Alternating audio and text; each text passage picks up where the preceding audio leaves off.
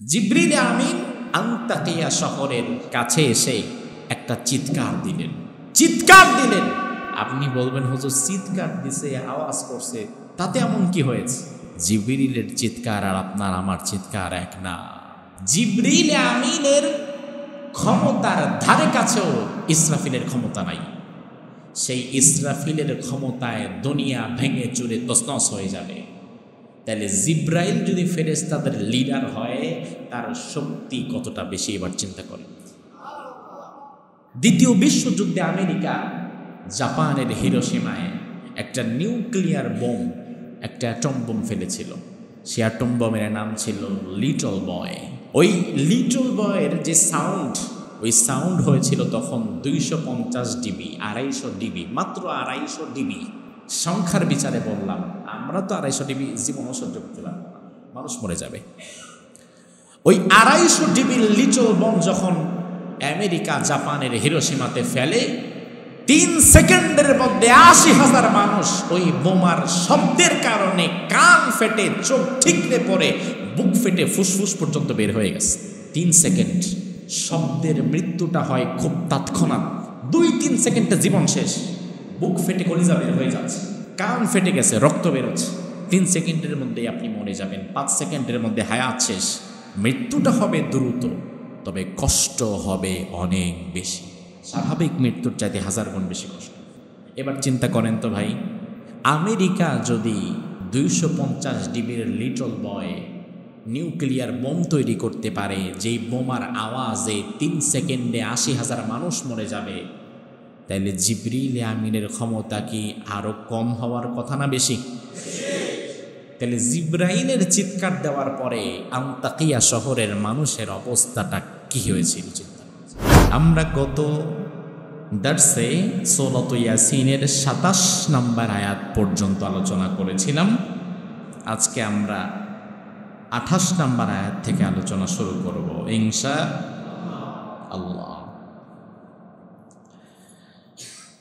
আল্লাহ রাব্বুল আলামিন সূরা ইয়াসিনের 28 নম্বর আয়াত থেকে যে আলোচনা শুরু করছেন, সে আলোচনা মূলত 27 নম্বর আয়াত পরবর্তী ধারাবাহিক। অর্থাৎ আমরা গত দার্সে 27 নম্বর আয়াত পর্যন্ত আলোচনা করতে যে এক ব্যক্তির ঘটনা উল্লেখ করেছিলাম, ঈসা আলাইহিস সালামের সময়কার। ওই ব্যক্তির নামটা কি মনে আছে? কি নাম? হাবিবে নাজ্জার। কি নাম? হাবিবে নাজ্জার। এবার আল্লাহ সুবহানাহু ওয়া তাআলা দেখি পরবর্তী আয়াতগুলোতে কি বলছে। রব্বুল আলামিন বলেন, ওয়ামা আনজালনা আলা কওমিহি মিন বাদিহি মিন জুনদিম মিনাস সামা ওয়ামা কুন্না মুনজিলিন ইন কানাত ইল্লা সাইহাতান ওয়াহিদাতান ফাইযা হুম খামিদুন ইয়া হাসরাতান আলাল ইবাদ মা ইয়াতিহিম মির রাসূলিন ইল্লা কানু বিহি ইস্তাহজিউন ألم يروا كم أهلكنا قبلهم من القرون أنهم إليهم لا يرجعون وإن كل لما جميع لدينا محضرون বলেন আল্লাহু আকবার। আল্লাহ সুবহানাহু ওয়া তাআলা 28 নম্বর আয়াতের মধ্যে বললেন, ওয়ামা আনজালনা আলা কওমিহি মিন জুনদিম মিনাস সামা ওয়ামা কুন্না মুনজিলিন। হাবিবে নাজ্জারকে যখন তারা হত্যা করে ফেলল, নবীদেরকে যখন তারা লাঞ্ছিত অপমানিত করল, আমি আল্লাহ তাআলা তাদের প্রতি এত বেশি ক্ষুব্ধ হলাম, তবে আসমান থেকে তাদের ধ্বংস করে দেওয়ার জন্য কোনো ইউনিট, কোনো বাহিনী, ফেরেশতাদের কোনো দল আমি পাঠাই নাই, পাঠাবার প্রয়োজন বোধ করি নাই। আল্লাহ বলছেন আমি তাদের প্রতি খুব ক্ষুব্ধ হলাম, কষ্ট পেলাম। তুমি এদেরকে ধ্বংস করার জন্য আসমান থেকে একটা বাহিনী পাঠাবো, এটার দরকার হয় নাই। অর্থাৎ আমাদের বাংলায় একটা কথা আছে যে মশা মারতে কামান দাগার মতো হয়ে গেছে। বেটা তোরা কি জিনিস, তোরা কয়জন, তোদেরকে মারতে আসমান থেকে আমার হাজার হাজার ফেরেশতা পাঠাতে হবে না? তো কিভাবে আল্লাহ তাআলা তাদের পরিণতি কি হলো? আল্লাহ বলেন ইন কানাত ইল্লা সাইহাতান ওয়াহিদাতান ফাইদা হুম খামিদুন। হঠাৎ করে এক বিকট আওয়াজ হলো। কি হলো? বিকট এক আওয়াজ। ফাইদা হুম খামিদুন। একটা বিকট আওয়াজের পরে সব নিস্তব্ধ হয়ে গেল, কিচ্ছু নাই। তাফসীরে এসেছে আল্লাহ সুবহানাহু ওয়া তাআলার সবচেয়ে শক্তিশালী ফেরেশতা যিনি, তার নাম কি জানেন? কি নাম? জিবরাইল। চারজন ফেরেশতা আল্লাহ তাআলার সবচেয়ে কাছের। এর মধ্যে আবার ফেরেশতাদের যিনি লিডার, সব ফেরেশতার যিনি সর্দার, তিনি হচ্ছে জিবরিল। তাফসীরে এসেছে আল্লাহ তাআলা জিবরিলকে বললেন, জিবরাইল এই জনপদের কাছে যাও। জিবরিল আমিন আন্তাকিয়া শহরের কাছে এসে একটা চিৎকার দিলেন। চিৎকার দিলেন। আপনি বলবেন হুজুর চিৎকার দিছে, আওয়াজ করছে, তাতে এমন কি হয়েছে? জিবরিলের চিৎকার আর আপনার আমার চিৎকার এক না। জিবরিল আমিনের ক্ষমতার ধারে কাছেও ইসরাফিলের ক্ষমতা নাই। সেই ইসরাফিলের ক্ষমতায় দুনিয়া ভেঙে চুরে তছনছ হয়ে যাবে। তাহলে জিবরাইল যদি ফেরেশতাদের লিডার হয়, তার শক্তি কতটা বেশি এবার চিন্তা করেন। জিবরিল আমিন আন্তাকিয়া শহরের কাছে এসে চিৎকার যখন দিলেন, মুহূর্তের মধ্যেই ফাইদা হুম খামিদুন। ওই শহরে একটি প্রাণ আর বাকি ছিল না। ছোট থেকে বড়, বৃদ্ধ, বুড়া, বুড়ি যা আছে মুহূর্তের মধ্যেই কলিজা ফেটে সব তছনছ হয়ে জমিনে পড়ে মরে গেছে। শব্দ, আওয়াজ, এটার এত ব্যাপক প্রচন্ড ক্ষমতা।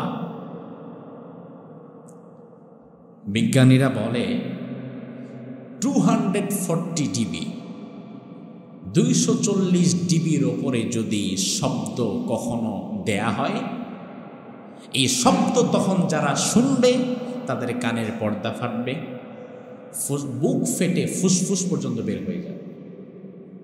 শব্দের ভয়াবহতা এত বেশি, এত বেশি শব্দ মানুষ সহ্য করতে পারে না।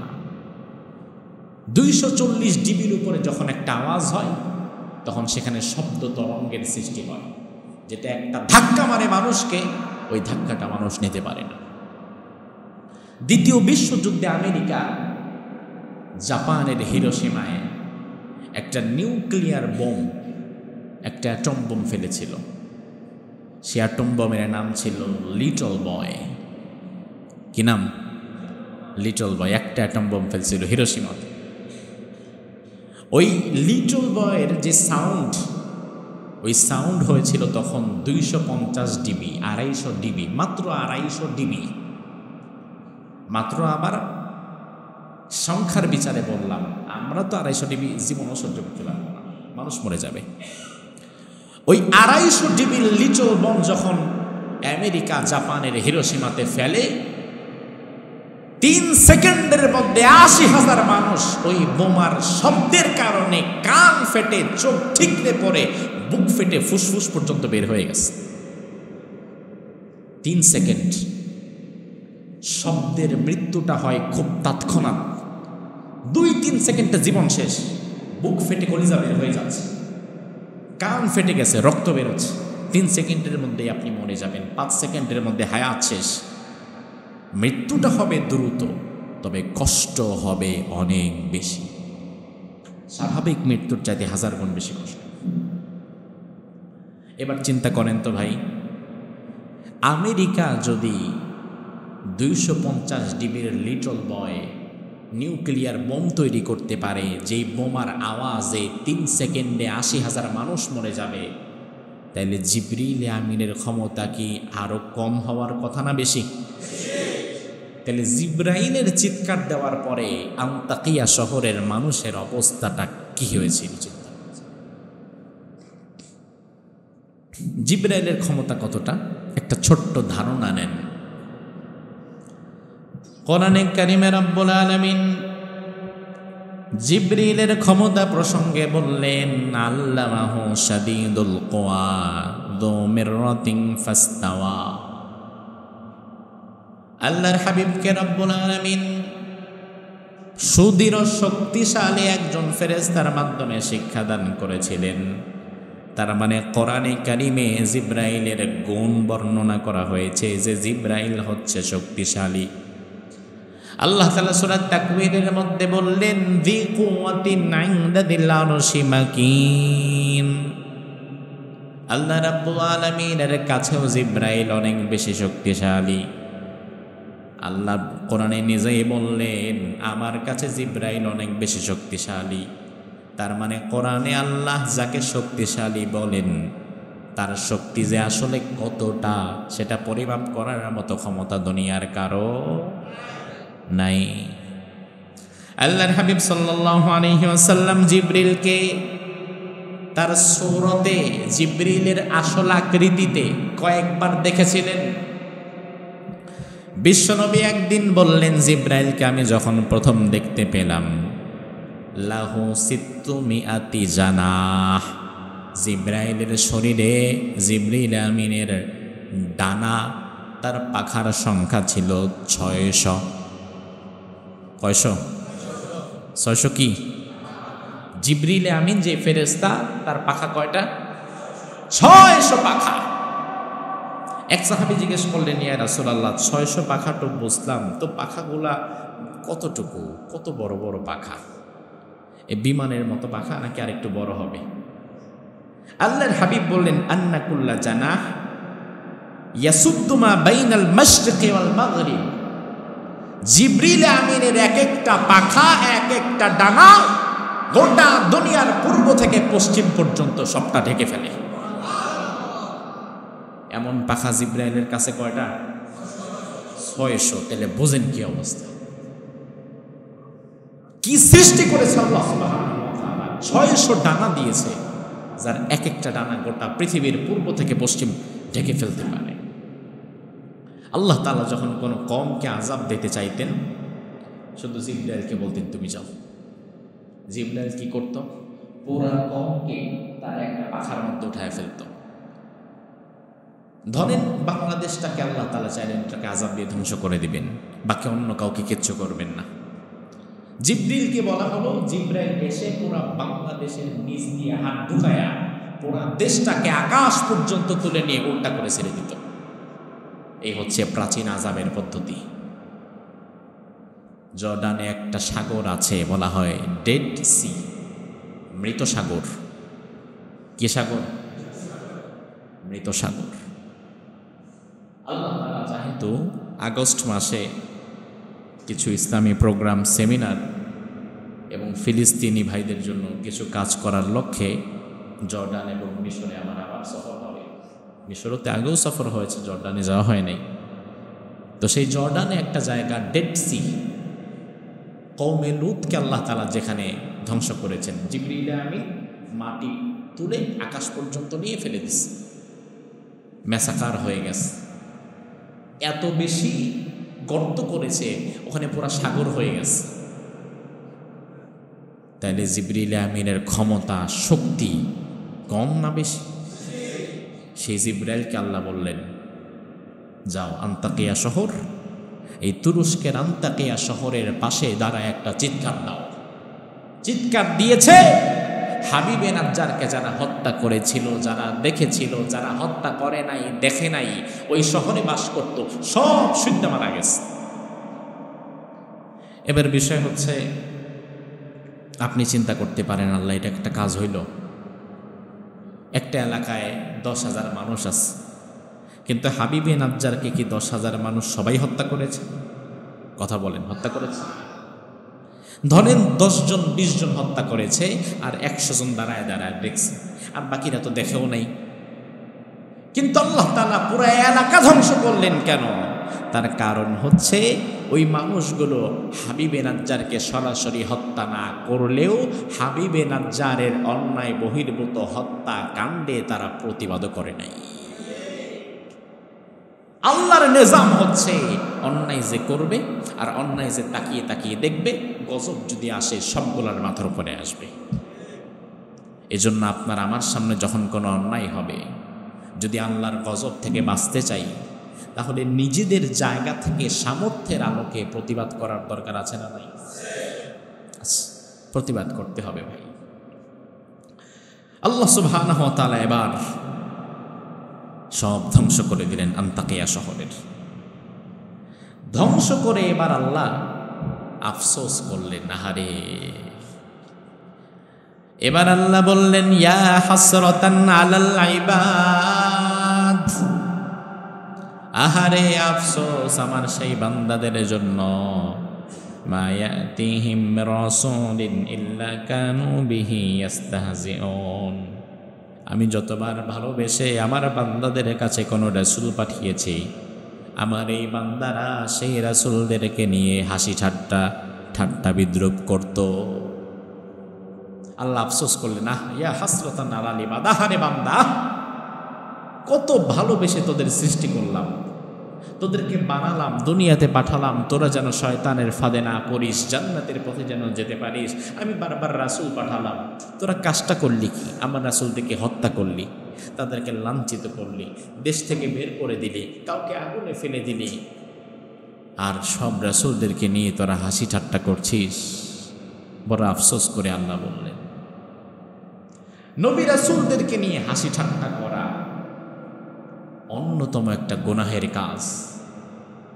এবং সবচেয়ে কষ্টকর বিষয় হচ্ছে, নবী রাসূলদেরকে নিয়ে হাসি ঠাট্টা করে, বিদ্রুপ করে, নবী রাসূলদের নামে বিভিন্ন কটু মন্তব্য করে। দুনিয়ার জমিনে এমন কিছু জানোয়ার প্রকৃতির মানুষ এখনো আছে না নাই? এখনো আছে, পৃথিবীর নানান প্রান্তে আছে। মাঝে মাঝে বাংলাদেশ থেকেও ঝুঁকি মারে, বিভিন্ন জায়গা থেকে নাস্তিক ব্লগার নবী রাসূলদের নামে কটূক্তি করে, খারাপ কথা বলে, কটু মন্তব্য করে। নবী রাসূলদেরকে নিয়ে কটূক্তি করা গুনাহ কি সগীরা না কবিরা? ইসলামে এটার শাস্তি কি বলেন তো? জানেন? শোনেন, কেউ যদি কোনো নবী রাসূলদেরকে নিয়ে কটূক্তি করে, বিদ্রুপ করে, কটু মন্তব্য করে, খারাপ কথা বলে, ইসলামের শরিয়াতে তার শাস্তি কি? হ্যাঁ, মৃত্যুদণ্ড, হত্যা করা। তার কারণ হচ্ছে, রাসূলের জামানায় আল্লাহর হাবিব যখন মদিনাতে গেলেন, মদিনাতে একটা ইহুদি গোত্র ছিল, তার নাম ছিল বানু নাজির। রাসূল ওই ইহুদি গোত্রের সাথে একটা চুক্তি করেছিলেন। তার মানে কখনো কখনো বসবাসের স্বার্থে ইহুদি খ্রিস্টান হিন্দুদের সাথে শান্তি চুক্তি হতে পারে। রাসূল চুক্তি করে বলেছিলেন যে, আমরাও মদিনায় থাকব, তোমরা ইহুদি না, তোমরাও মদিনায় থাকবা। তোমাদের ইবাদতে আমরা বাধা দিব না, আমাদের ইবাদতে তোমরা বাধা দিবা না। তোমাদের নারীদের নিয়ে আমরা খারাপ মন্তব্য করব না, আমাদের নারীদের নিয়ে তোমরাও খারাপ মন্তব্য করবা না।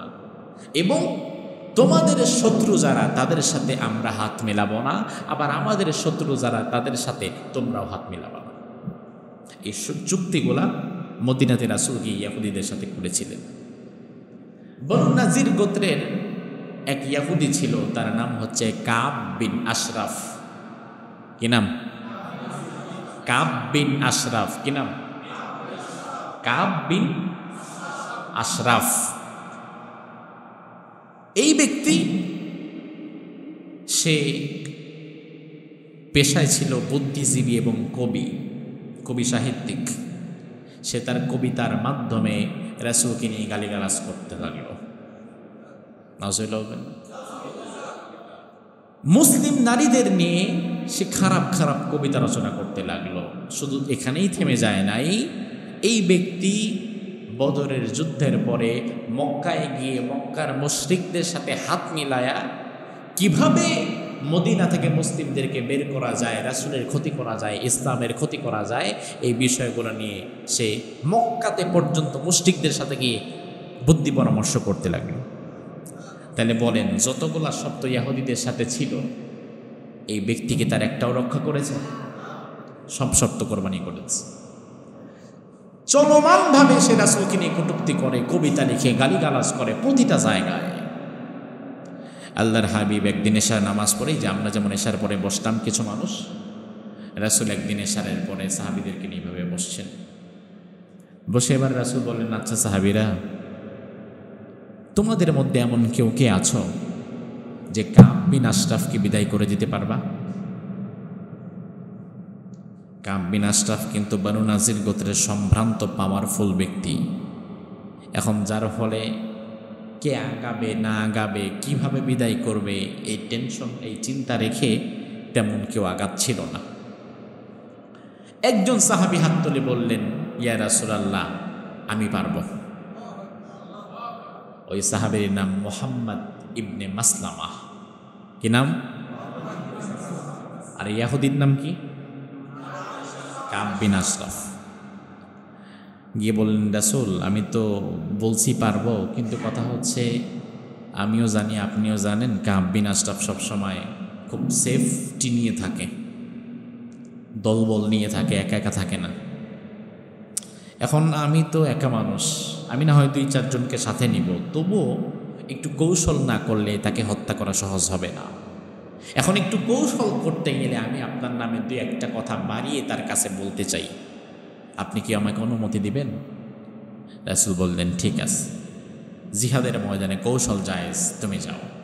কৌশল করার আমার বিষয় 2-1টা কথা বাড়ায়া বলার অনুমতি আমি দিলাম। মুহাম্মদ ইবনু মাসলামা 4-5 জন সাহাবীকে সাথে নিলেন, যারা একটু সাহসী যুবক। রাত্রিবেলায় কাব ইবনে আশরাফের বাড়িতে গেলেন, গিয়ে দরজায় নক করলেন। আওয়াজ আসলো, কে? বাহির থেকে বললেন যে আমি তোমার পুরনো বন্ধু মুহাম্মদ ইবনে মাসলামা। জাহিলি যুগেও 2 জন বন্ধুই ছিল। কাব বিন আশরাফ বের হয়েছে। এবার মুহাম্মদ ইবনে মাসলামা তাকে বলছে যে ভাই, খুব কষ্টে আছি রে ভাই, এই যে মুহাম্মদ দেখো মদিনার মধ্যে আসছে, এখন বিশৃঙ্খলা সৃষ্টি হয়ে গেছে, কাফেরদের সবার সাথে আমাদের সম্পর্ক খারাপ হয়ে গেছে, 2 দিন পরে পরে জিহাদ করা লাগে, কি একটা অবস্থা, এদিকে টাকা নাই, পয়সা নাই, ঘরে বাজার দাদ নাই, খাবার টাবার নাই, কি যে করি। আচ্ছা, বুঝে থাকলে জবাব দেন, এই ব্যক্তিকে এগুলা মন থেকে বলছে? আবার ভুল বুঝছেন না কিন্তু। এতক্ষণ আপনার মনোযোগ ছিল আরেক দিকে, কথা আগেরটা শোনেন না। এখন মনোযোগ আসছে এমন জায়গায় যখন ঘটনার মাঝখানে, তখন শুই না তো মনে করবেন হুজুরগুলো বলে কি। এজন্য মনোযোগ সহকারে শোনার দরকার আছে না? মুহাম্মদ ইবনে মাসলামা এভাবে কথা বলছে। এবার কাব ইবনে আশরাফ বলে, আরে আমি তো আগেই বলছিলাম তার সাথে যাও না, যা ধ্বংস হয়েছে তো হয়েছে, যদি আরো কিছুদিন থাকো আরো ধ্বংস হবে, তার সাথে থাকো না। বলে, না আমরাও সেটাই চিন্তা ভাবনা করতেছি কি করা। আচ্ছা যাক, যে কাজের জন্য আসলাম ভাই, কিছু টাকা পয়সা হবে, হাত একদম খালি। কাব ইবনে আশরাফ বলে, টাকা পয়সা তো হবে সুদের ভিত্তিতে, তবে বিষয় হচ্ছে আমার কাছে কিছু একটা জামানত রেখে যাও, জামানত ছাড়া টাকা দিতে পারবো না।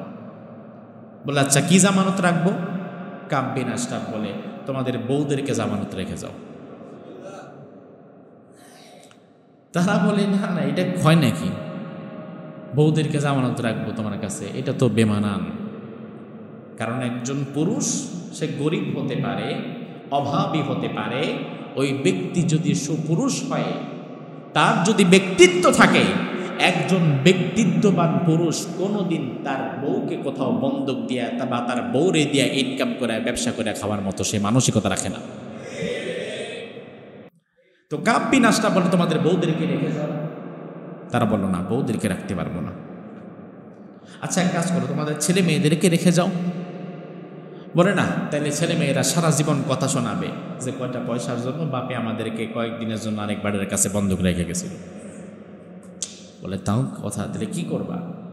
বলে, এই যে আমাদের সাথে আমাদের যে অস্ত্রশস্ত্রগুলো আছে এগুলো তোমার কাছে রেখে যাচ্ছি, এগুলো তুমি তোমার কাছে রাখো, যেদিন আমরা টাকা পয়সা দিতে পারবো ওই দিন আবার নিয়ে যাও। বলে, ও হ্যাঁ, এটাও হতে পারে, দাও। সবার অস্ত্রশস্ত্রগুলো কাব বিন আশরাফ তার বস্তার মধ্যে ভরে ঘরে নিয়ে গেল।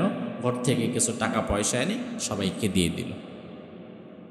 মুহাম্মদ ইবনে মাসলামা বলল, আমি কয়েকদিনের মধ্যে এসে আমরা এই কয়জনই আসবো, তোমার টাকা পয়সা আবার দিয়ে দিব। বলে, সমস্যা নেই, কোনো সমস্যা নেই। 2-3 দিন পরে এবার মুহাম্মদ ইবনে মাসলামা সাথীদেরকে নিয়ে বলল যে আজকে রাত্রেই আমরা আমাদের মূল অভিযানে বের হব। আল্লাহ রাসূলকে নিয়ে যে কটূক্তিকারী ব্যক্তি, তার শেষ দিন হবে আজকে। কিভাবে কি হবে? বিষয় হচ্ছে, আমি যখন তার মাথার চুল ধরে তার গর্দানটাকে একটু নিচে নামিয়ে আনতে পারবো। কাব বিন আশরাফ উঁচা লম্বা ব্যক্তি, উঁচা লম্বা ব্যক্তিকে আঘাত করতে গেলে কষ্ট হয়ে যায় যারা খাটো ব্যক্তি। তো আমি যখন তার মাথাটা একটু নিচের দিকে নিয়ে আসতে পারবো, তখন তোমরা অ্যাটাক করবা। ঠিক আছে। আজকে রাত্রেবেলা এই 5 জন সাহাবী আবার কাব বিন আশরাফের বাড়িতে গেছে। কেউ বিন্দু মাত্র সন্দেহ করে নাই, তার কারণ যে 5 জন তারা সবাই খালি হাতে, কারো সাথে একটা অস্ত্রশস্ত্র কিচ্ছু নাই। কারণ অস্ত্রশস্ত্র নিয়ে আমার দরকারও, অস্ত্রশস্ত্র তো আগেই আমি দিয়ে আসছি যারে মানবো তার বাড়িতে, তুমি রাখো, এগুলো আবার টাইনা আনার কি দরকার? যখন আসবো তখন একবার এসা বিসমিল্লাহ আল্লাহ। তো এবার রাত্রিবেলা আবার আসছি। মুহাম্মদ ইবনে মাসলামা ঘরের বাহির থেকে ডাক দিয়েছে যে, বন্ধু কাব বিন আশরাফ, বাড়ি আছো? স্ত্রী যে কাব বিন আশরাফের, সে কাব বিন আশরাফকে বলছে যে আজকে আমি মুহাম্মদ ইবনে মাসলামার আওয়াজ থেকে কেমন যেন রক্তের গন্ধ পাচ্ছি। কাব বিন আশরাফ বলে, আরে না, সে আমার বন্ধু, পুরনো দোস্ত, এরপরে আবার গত কয়েকদিন আগে তো আসছে, সে এখন আস্তে আস্তে আমাদের দিকে ফিরতে চায়, কিছু টাকা পয়সা পেতাম, ওটা নিয়ে আসছে, সমস্যা নেই। কাব বিন আশরাফ বের হয়েছে। মুহাম্মদ ইবনে মাসলামা বলল যে, ভাই, চাঁদনি রাত, এত সুন্দর পরিবেশ, কতদিন বাহিরে একসাথে একটু আড্ডা দেওয়া হয় না, চলেন আজকে বসে একটু গল্প সল্প করি। বলে, হ্যাঁ চলা যায়, চলো ওখানে গিয়ে বসি। ঘর থেকে বের হয়ে নিজের জনবসতি থেকে একটু দূরে একটি খোলা মাঠে গিয়ে তারা দাঁড়ালেন।